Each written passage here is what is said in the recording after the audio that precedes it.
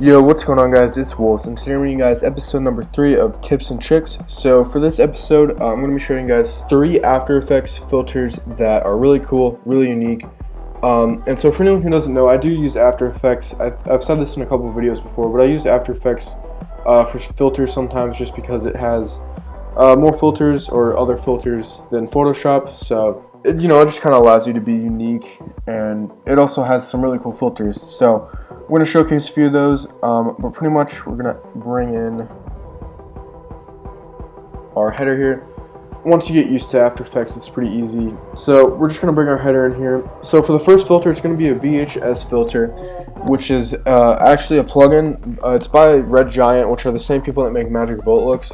They do give you a free 15-day trial. All you have to do is enter in an email, and you get a 15-day free trial. You don't even have to confirm it or anything, so it's pretty easy to get a free trial if you just want to look at, mess around with it. But it's actually really cool if we drag it onto this header here. As you can see here, if we switch it over here to original, it gives you a bunch of really cool filters, as you can see here, and you can obviously mess with them all. You can mess with the settings. This one is my favorite, the last one, the VHS Studio. And this is one I've actually used before in headers, and I really like it. I just switch it to 50. But again, you can go in, mess with all the channels and the settings and the colors and everything. You can even mess with the tape damage. So this is a really handy, that sounds super stupid, but handy plugin just to kind of make your stuff pop. So yeah. Alright, so moving on to the next filter. This is a really cool filter. I don't know if it's going to look good on this header, but it's called Scatter. And if we drag it on here, it's kind of like a noise filter. It's almost like a noise and pixel distorter filter.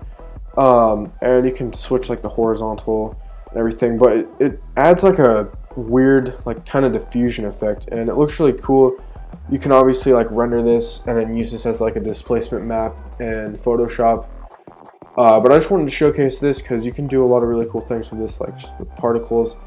If we switch it to 9,000, oh, I guess it maxes out at 10,000. We can just add another one though. Or we can add a adjustment layer. But you can make just some cool particles with this. Like I said, I think before, a cool displacement map for Photoshop. And all you do, and I should probably mention this. All you have to do to render is make sure your quality is on full. Come up here to composition, go save frame as file, and then just click render, and give it a second here, it'll render. And what I was saying for the displacement map is once you've rendered it, if we just drag it in here, you can add I think this is a layer mask,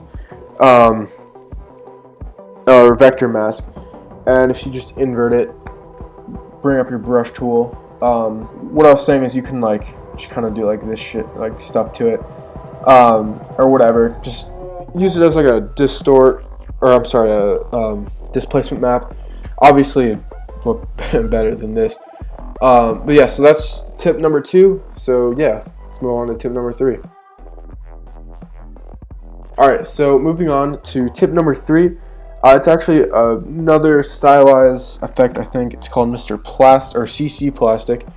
And if we just drag it on here, it's kind of like the Chrome filter and the filter gallery in Photoshop, but it's more like a plastic effect, I guess you could say. It's more bubbly and vibrant, but you can just mess around with this in here, make some really cool stuff. This is actually a really cool thing to mess with. Because you can get some really cool kind of backing going.